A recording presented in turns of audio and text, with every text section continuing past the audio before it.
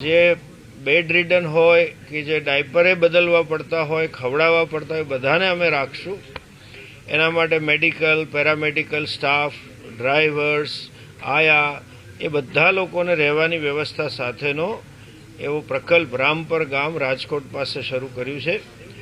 અને એ નિમિત્તે ફંડફાળો ઊભો કરવા માટે અને જાગૃતિ લાવવા માટે કે આ સમાજનું ઉત્તરદાયિત્વ છે કે આપણે જેને કહે ને પીપલ હેલ્પ પીપલ, સમાજ સમાજને મદદ કરે. સરકાર તો કરે, પણ આપણે આપણી રીતે આપણા ભાઈઓને જ્યારે વસુધૈવ કુટુંબકમની ભાવનાથી વર્તીએ છીએ ત્યારે એ ભાવનાનો પ્રસાર થાય એ હેતુથી આ વૃદ્ધાશ્રમનું 23 નવેમ્બરથી 1 ડિસેમ્બર સુધી પૂજ્ય મોરારી બાપુની રામકથા છે.